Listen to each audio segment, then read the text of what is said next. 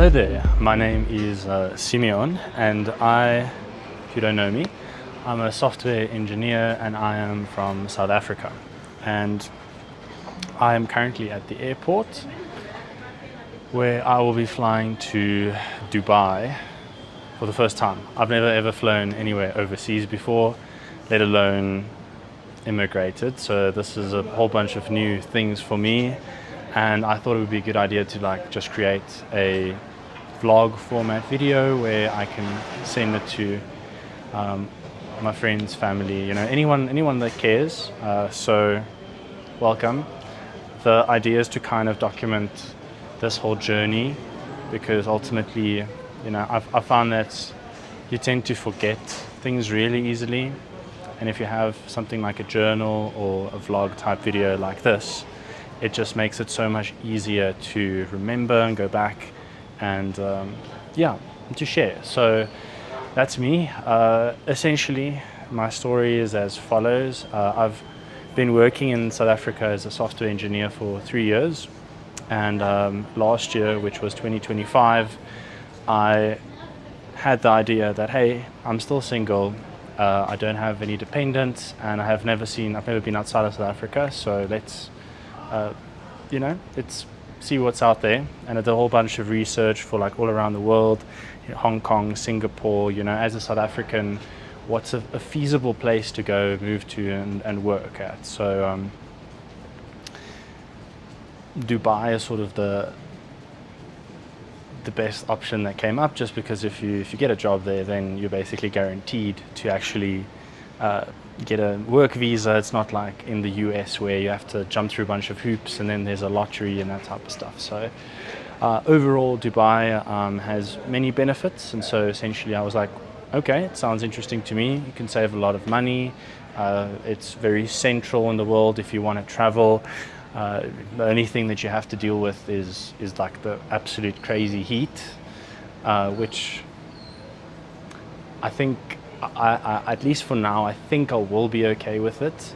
However, I think that from what people have told me is that you don't understand what heat is until you go there. So I'm quite looking forward to that experience as well. I think it'll be interesting. But yeah, so I decided, okay, cool, let's look at opportunities in Dubai. And it took about 9 months of searching LinkedIn, all of those types of job platforms. I had so many emails coming through that's like, oh, this company listed this job and in the Gulf. So I was open to anywhere in the Gulf, so Bahrain, Qatar, Saudi Arabia, all of those. And then eventually, after this whole search in February of this year, I actually ended up getting an opportunity. So then I was, okay, cool. My start date was 1 April. And this was in middle of February, I got the job, and then I was like, okay, cool, let's go. And then obviously at the end of February, the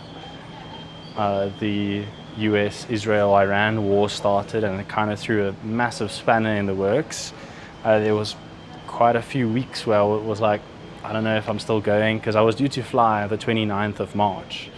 So it was a big sort of source of uncertainty if I'd still fly to Dubai or not, and what that whole thing was. So the outcome of that is that I've been working remotely from 1 April, and tomorrow, which is Monday the 18th of May, that's when I'll start in Dubai in office. So yeah, that's basically the short end of it. There's obviously been so much in between. I'm very lucky that I was able to either sell or give away a whole bunch of stuff. I didn't have furniture that I had to keep in storage. I didn't have to go through the process of immigrating a pet. That's also a big headache. So even for me, it was the best case scenario, and it was really, really rough. I think emotionally it takes a massive toll on you if you're just packing and packing and packing, and then it still feels like your entire room, everything in your apartment is still, you've not really made any progress. So yeah, really part of it gets extremely frustrated. But yeah, so after packing, I left Cape Town. So I lived in Cape Town for 3 years, and it was honestly, it's a great place. It's a really, really, really nice place in terms of, like activities, the views, the air. It's a really well-rounded city that it's run well. So you don't really have to deal with potholes or broken robots and that type of stuff. So honestly, I don't necessarily have anything against Cape Town or South Africa. That's not why I'm going. I'm not a South African refugee. I'm very much just kind of going because this is an exciting opportunity, and I think it might broaden my horizons a bit. But yeah, anyway, so I flew from Cape Town to Joburg to say goodbye to my parents over the last few days. Who I said goodbye to. It was quite tough to say goodbye to everyone. There were a few times where I did get emotional, like now. But I think the interesting experience for me was that I am saying goodbye, but you don't really understand what it means to go overseas, to immigrate, because I've never done it before. I've only ever been in South Africa, Joburg, Cape Town, so it's always this idea of that I would return to wherever I was. So now, yes, there is obviously a plan to return to South Africa. It's not as far, it's not that expensive if you're earning in dirhams. So, but just in general, it was an interesting experience saying goodbye, just because you have no idea, like you're saying goodbye to going into the unknown. So it's a bit strange, it was a very interesting experience. But yeah, so it was wonderful. Even I was working for Intellect, which is a South African consulting company, and then I was working on a project for MTN, and like my farewells with my MTN team, with Intellect itself, then my friends, my family. It's all been a very special experience to go through, and even though it's quite emotional to say goodbye to everyone that you know and love, but it's almost like you find out who really cares about you, and it's a really good feeling. So it's been nothing but positives saying goodbye. So I think it's really helped me to prepare myself for just going to Dubai, where I'll be honest, I don't have someone that I'm super close with. It's been a really, really big help to start already at the company, which is called Edenred UAE, and I already have colleagues, I already have some that I'm friends with, so it makes this experience a lot easier, because when I walk into the office tomorrow, I'll see faces that I've seen on Teams, and they'll be familiar, and it will be like this cool experience that I already know I can talk to these people and what to talk to them about, and that type of stuff. So yeah, that's about the gist of, I guess this is my first vlog from South Africa. At the moment, my flight is currently boarding and will depart in about an hour, so I must probably head that way. But I'll edit the video so that now will be like flight montage type stuff, and then at the Dubai airport, I'm very, very excited. I think, yeah, I'm gonna stop it there.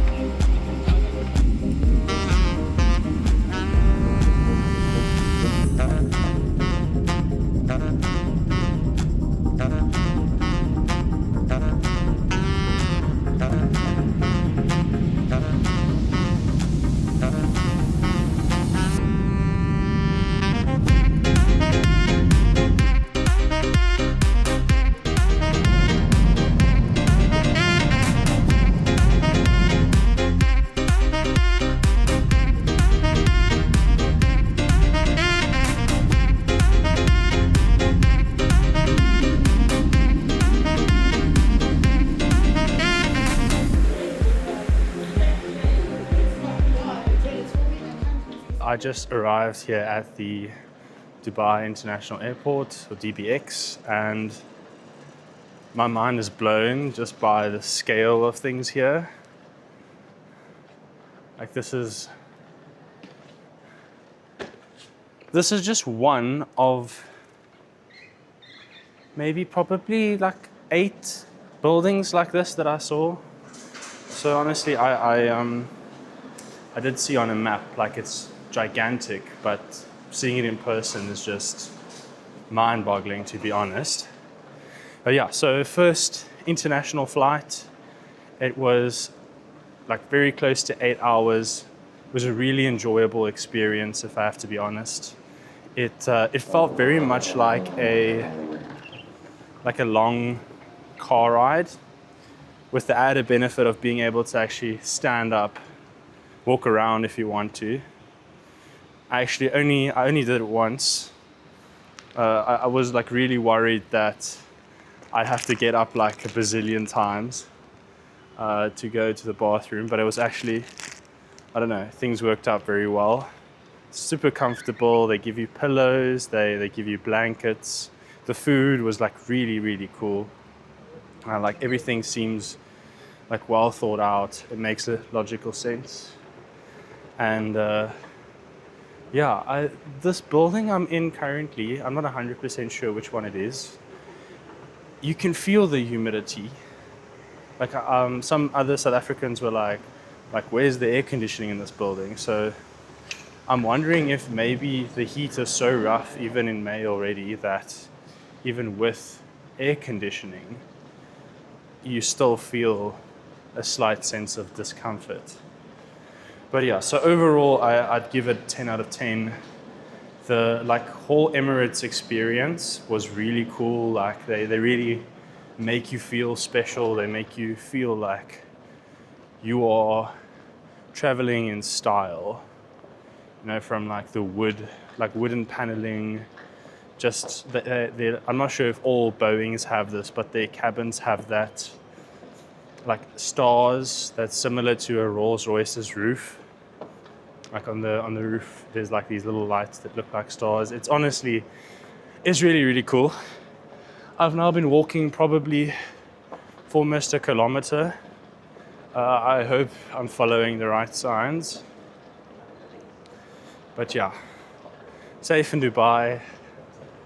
Very excited now. I think like before all of this, I wasn't like, the excitement didn't quite kick in. It was a lot of like uncertainty and stuff like that kind of dampened it a bit.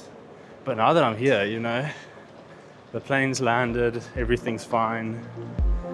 I'm happy. I'm very happy.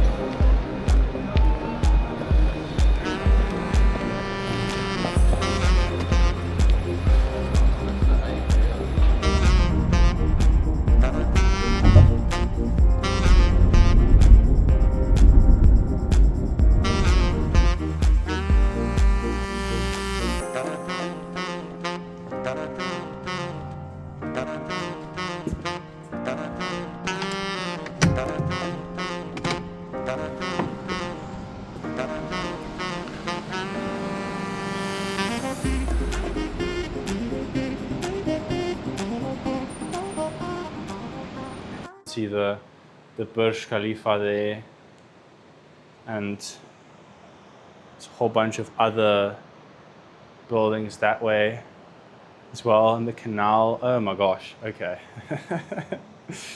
So yes, it's currently 1:30 Dubai time, which means that I have to now go to bed and then wake up at probably 8.